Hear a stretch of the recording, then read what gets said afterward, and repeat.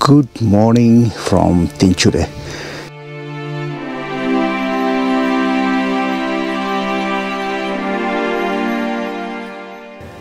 দার্জিলিংয়ের টাইগার হিলের জনপ্রিয়তার কারণ ওখান থেকে একসাথে পূর্ব দিকে সূর্যোদয় আর উত্তর দিকে কাঞ্চনজঙ্ঘা দেখা যায়।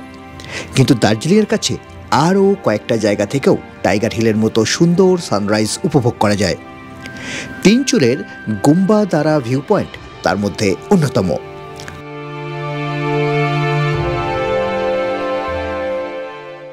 আমরা তো আছি তিনচুলের ছোটমঙ্গাতে। সেখান থেকে ভোরবেলায় আমরা এসেছি তিনচুলে ভিউ পয়েন্টে সানরাইজ দেখব বলে। উত্তর দিকে কাঞ্চনজঙ্ঘার উপরে সূর্যের আলো পড়তে আরম্ভ করেছে।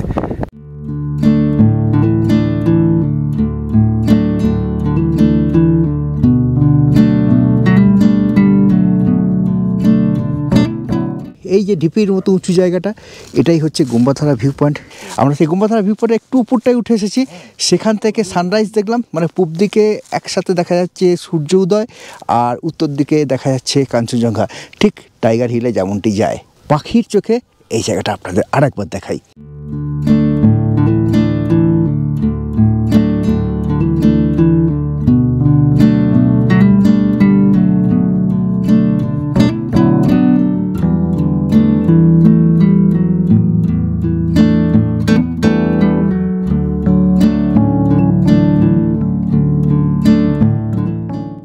এই যে সামনে এই যে কুয়াশা দেখা যাচ্ছে, এটাই হচ্ছে তিস্তা নদী। তিস্তা থেকে কুয়াশা উঠছে। এই তিস্তার ওপাশে যা পাহাড় সমস্ত হচ্ছে সিকিমের পাহাড়। এটা হচ্ছে চারধাম নামচি, ওখানে ওই হচ্ছে সামদ্রুপসে। ওই দিকে হচ্ছে কাঞ্চনজঙ্ঘা রেঞ্জ, কিন্তু কাঞ্চনজঙ্ঘা রেঞ্জ আজকে পরিষ্কার দেখা যাচ্ছে না, তার উপরে মেঘ রয়েছে। আরও হয়তো ঘন্টাখানেক সময় লাগবে এই মেঘ পরিষ্কার হতে। এখন তাহলে ফিরে যাই আমাদের হোমস্টেতে, গো গ্রিন হোমস্টে। ব্রেকফাস্ট করব, আর তার সাথে হোমস্টেটা কালকে রাতে আপনাদের দেখানো হয়নি, অন্ধকারে আমরা এসেছি। হোমস্টেটা আপনাদের দেখাবো।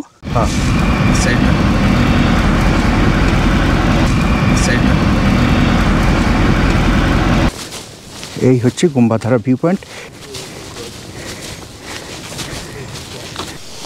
এই জায়গাটা দিয়ে আমরা কিন্তু ওই উপরটায় উঠে যেতে পারেন।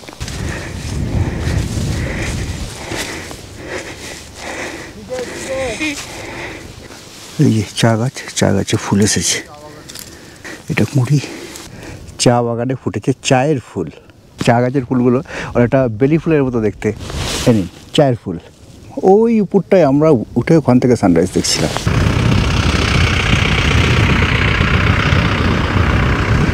এই রাস্তাটা এখান থেকে এঁকে বেঁকে নিচে চলে গেছে।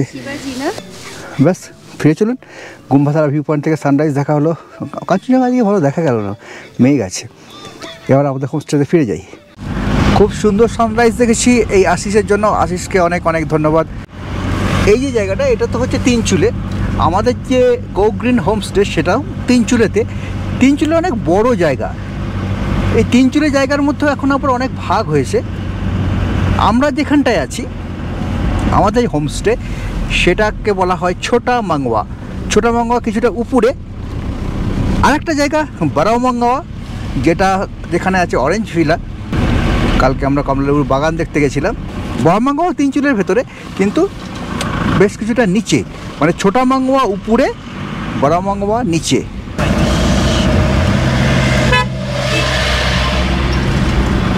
School bus. এই হচ্ছে তিনচুলে জিরো, এটা হচ্ছে প্রপার তিনচুলে। এই যে এইদিকে কাঞ্চনজঙ্ঘা হয়তো আরও ঘন্টাখানেক পরে পরিষ্কার হয়ে যেতে পারে। রায়া খাসমাল। কালকে সন্ধ্যেবেলা আমরা এই রাস্তাতেই এসেছি। কালকে সন্ধ্যেবেলায় তো দেখাতে পারিনি রাস্তাটা, এখন আপনাদের দেখাই। এরকম ঝকঝকে নীল আকাশ যেসব দিনে আছে, খুবই সুন্দর।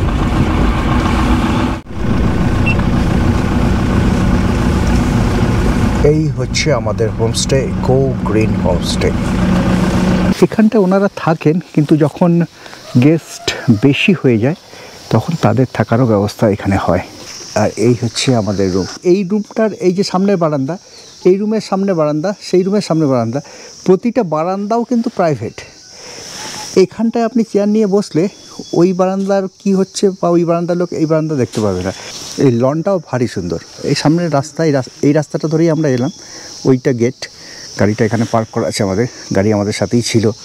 আর এই দিকটা হচ্ছে ডাইনিং এরিয়া, এটা ডাইনিং রুম। কালকে রাতে আমরা খেয়েছি, এখানটা বারবিকিউ হয়েছে।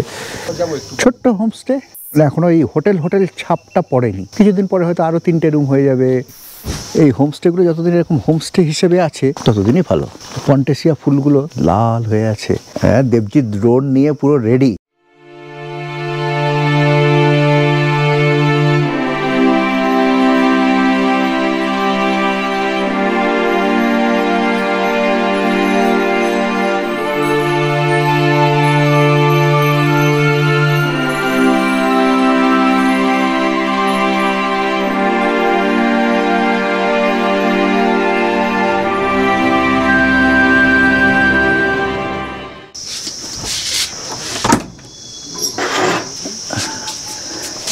আমাদের রুমের ভেতরে সকালে আলো এসে পড়েছে। সিলিংগুলো ভারী সুন্দর।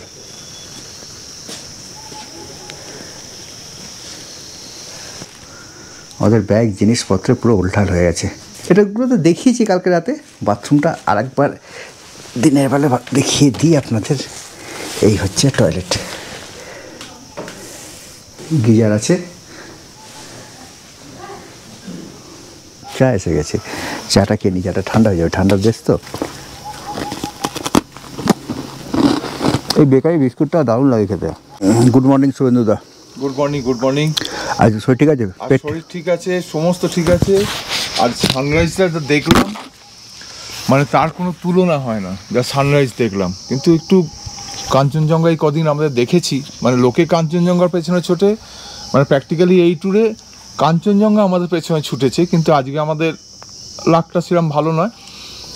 সূর্যোদয়টা খুব সুন্দর দেখেছি, কিন্তু কাঞ্চনজঙ্ঘাটা দেখতে পেলাম না, কারণ মেঘ ছিল। হয়তো বেলার দিকে দেখতে পাবো।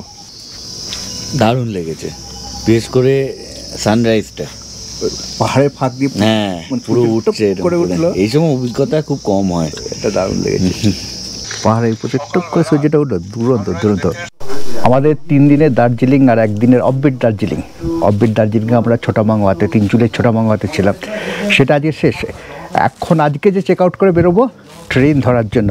যদিও যাওয়ার পথে আমরা তাগদা অর্কিড সেন্টারটা দেখব, আর কি দেখবো জানি না, কিন্তু আপনাদের জন্য একটা সারপ্রাইজ আজকে আছে। এই যে হোমস্টেগুলোর রেট, খাওয়া থাকা নিয়ে। খাওয়া মানে আপনারা তো জানেনই, সকালে ব্রেকফাস্টে পুরি সবজি থাকে, লাঞ্চে থাকে ডিমের ঝোল ভাত, ইভিনিং স্ন্যাক্সে পকোড়া চা, আর ডিনারে থাকে রুটি চিকেন। যদিও এখানে আমরা যারা ভাত খেয়েছি তাদের জন্য ভাত মাছ এই অপশানটা ছিল। এটা সাধারণত আমি কোনো হোমস্টেতে দেখিনি। এটা যেহেতু নিচে তিস্তা বাজারের কাছে, সেই জন্য মাছটা এখানে অ্যাভেলেবেল। তো এর রেট হচ্ছে সিজন অনুযায়ী 1100 থেকে 1500 টাকার মধ্যে ভ্যারি করে। অফ সিজন বর্ষার সময় 1100 টাকা পর্যন্ত এটা নেমে যায়। বছরে 4টে হচ্ছে পিক সিজন, একটা হচ্ছে হোলির সময়, গরমের ছুটিতে, পুজোর ছুটিতে এবং এই ক্রিসমাসের ছুটিতে। এই 4টে সময়ে সেটা হচ্ছে পিক সিজন, তখন এটা 1500 টাকা পর্যন্ত এইগুলোর রেট হয়ে যায়। এই গো গ্রিন হোমস্টেতে 3টে রুম আছে, প্রতিটা রুম ডাবল বেডেড, 2টো করে বড় বড় বিছানা। এই প্রতিটা রুমের ভেতর থেকে, এখানে কাঁচের জানলা আছে, রুমের খাটে বসে বসেই এই পূব দিকে সানরাইজ দেখা যায়। এনজেপি থেকে এখানে পৌঁছানোর গাড়ি ভাড়া, যদি আপনি সরাসরি গাড়ি নিয়ে আসেন, ছোটো গাড়ি হলে 3000 টাকা, বড় গাড়ি হলে 3500 টাকা। আর যদি সাইট সিইং করতে করতে আসেন তাহলে সেক্ষেত্রে 500 টাকা পর্যন্ত অ্যাড হয়। যদিও এই রেটটা কমা বাড়া একটু করে। এটা হচ্ছে ডাইনিং এরিয়া। সবাই এসে গেছে ব্রেকফাস্ট টেবিলে। আজকে আছে ঘুগনি, তার সাথে ডিম সেদ্ধ, আলুর তরকারি আর রুটি। পুরি ছিল, তেলের জিনিস সকালবেলায় খেতে চাই না।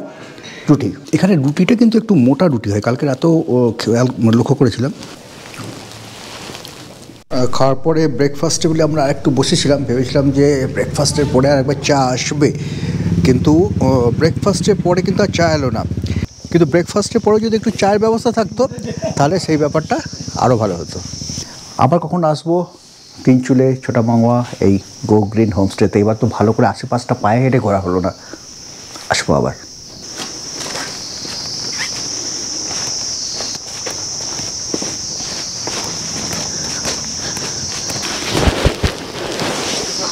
बहुत अच्छा लगा, बहुत अच्छा लगा। এখন আমাদের প্রথম গন্তব্য হচ্ছে তাকদা অর্কিড সেন্টার। আমাদের 3 রাত দার্জিলিং আর 1 রাত অফবিট দার্জিলিংয়ের থাকা এবং গাড়ির সমস্ত ব্যবস্থা করেছেন নর্থ বেঙ্গলের খুব popular tour operator tour kingdom, যাদের সাথে আমি ইস্ট সিকিমটাও ঘুরে এসেছিলাম। এই ট্যুর কিংডম পুরো নর্থ বেঙ্গল এবং সিকিমের ট্যুর করেই থাকে। নর্থ বেঙ্গল বলতে ডুয়ার্স, দার্জিলিং, কালিম্পং, এবং সিকিম বলতে ইস্ট সিকিম, ছাঙ্গু, নাথুলা, গ্যাংটক, ওয়েস্ট সিকিমে পেলিং, রাবাংলা, এবং নর্থ সিকিমে লাচেন, লাচুং, গুরদুম্বার লেক, এর উপরেই ওনারা স্পেশালাইজড। এটা হচ্ছে রাই কটেজ, রাই হোমস্টে। সামনে একদল ট্যুরিস্ট রয়েছে, যেটা ইউনিক, এদের সবাইকার টি শার্টটা একই রকম, কোনো একটা গ্রুপ হবে হয়তো।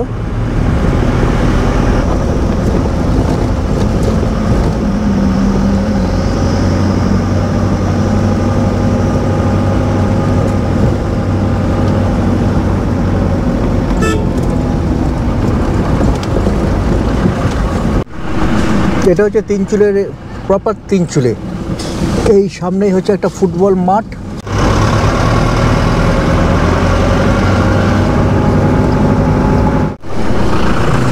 পুনম হোমস্টে, এখানে আমরা আগের বার ছিলাম। এটার বেডরুমের ভেতরেও এত অর্কিড আছে, প্রচুর অর্কিড দিয়ে সাজানো।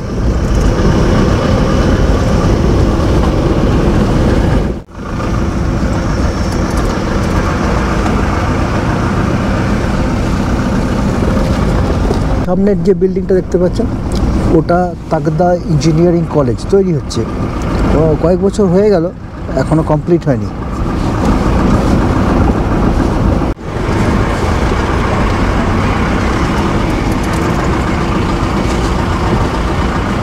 ফেরার পথে প্রথমেই আমরা দেখব তাকদা অর্কিড গার্ডেন। যারা অর্কিড ভালোবাসেন তাদের জন্য তাকদার এই অর্কিড গার্ডেন অবশ্য দ্রষ্টব্য। সকাল 9টা থেকে খোলে, বিকেল 4টে বন্ধ হয়। 20 টাকা করে টিকিট পার হেড, আর তার সাথে এখানে যদি চান চা, কফি, মোমো এসবের ব্যবস্থাও আছে। আমাদের টিকিটম্যান দেবজ্যোতি। আমাদের যে কোনো জায়গায় যেখানে টিকিট কাটতে হচ্ছে, দেবজ্যোতি সবাইটাকে দৌড়ে দৌড়ে গিয়ে টিকিটটা কেটে নিচ্ছে। কোনো মানুষ যে টিকিট কাটতে, এন্ট্রি টিকিট কাটতে এত ভালোবাসে, দেবজ্যোতিকে দেখার আগে আমার জানা ছিল না। এই হচ্ছে তাকদা অর্কিড গার্ডেন। এর আগে 2বার এসেছি, একবার কিছুটা ঢুকতে পেরেছিলাম, আর একবার পুরোপুরি বন্ধ ছিল। এই প্রথমে যে গোল দুটো অর্কিডের ঘর আছে, তার পাশ দিয়ে এদিকে হচ্ছে টয়লেট। সব থেকে বড় গ্লাস হাউস যেটা, সেটা এটা। চলুন এর ভেতরে কত সুন্দর সুন্দর অর্কিড আছে দেখি।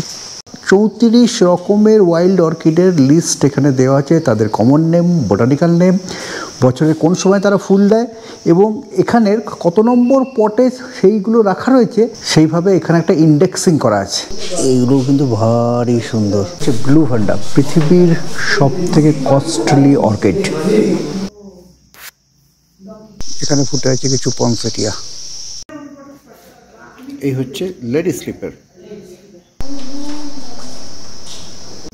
এই হচ্ছে অ্যাজিলিয়া, মানে রবীন্দ্রনাথের কবিতায় এই অ্যাজিলিয়ার অনেক উল্লেখ পাবেন। চলুন, আমাদের সময় সংক্ষিপ্ত, আপনাদের জন্য একটা সারপ্রাইজ আছে বলেইছি। আসলে এখানে তো ছিল এক সময় ব্রিটিশ কলোনি। তাকদার সেই সমস্ত ব্রিটিশদের ছেড়ে যাওয়া বাংলো এখনও রয়েছে, সেগুলো এখনও অনেক হোমস্টে হয়ে গেছে, সেখানে থাকা যায়। ব্রিটিশদের ফুলের শখ সারা পৃথিবীতে বিখ্যাত। এই সমস্ত অর্কিডের যে নার্সারি, সেটা কিন্তু তাদের সময়কার। এখন আর ব্রিটিশরা নেই, স্থানীয় লোকেরাই, স্থানীয় প্রশাসনই এগুলোকে চালায়। এই যে নিচের যে বাংলোটা, এটা হচ্ছে 1911 কিংবা 12 সালে বানানো। এটা এখন হোমস্টে হয়ে গেছে। চাইলে এখানে 1 রাত আপনি কাটাতে পারেন।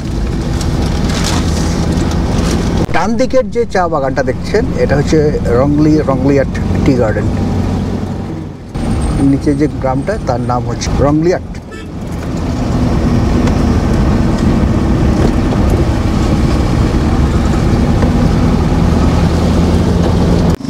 এখন এসে দাঁড়িয়েছি রংলি চা বাগানে। এই চা বাগানের সৌন্দর্য আমি মুখে আর কিছু বলছি না, আপনারা পাখির চোখে দেখুন।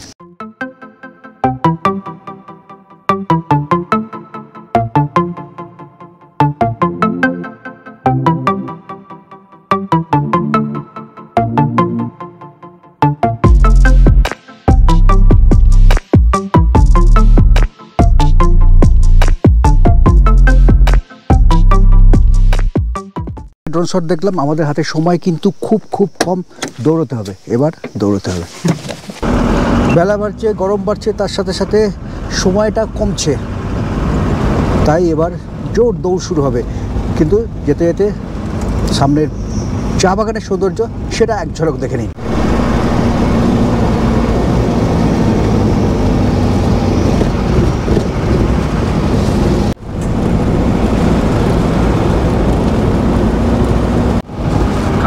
চেরি ব্লজমগুলো ফুটে রয়েছে, কি যে সুন্দর লাগছে।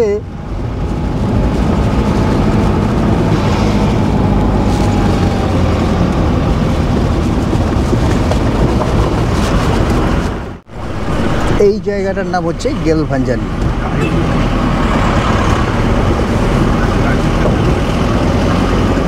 সকাল থেকেই বারবার বলছি আপনাদের জন্য একটা সারপ্রাইজ আছে, তো সেটা এবার ডিসক্লোজ করি।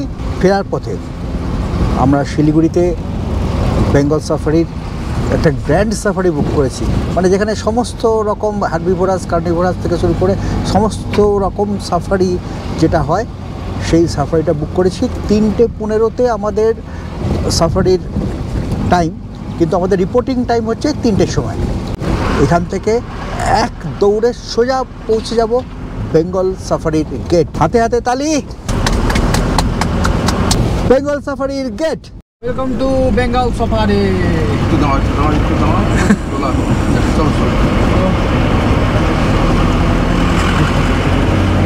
পৌঁছে গেছি বেঙ্গল সাফারি। এই হচ্ছে Safari gate, Bengal Safari gate.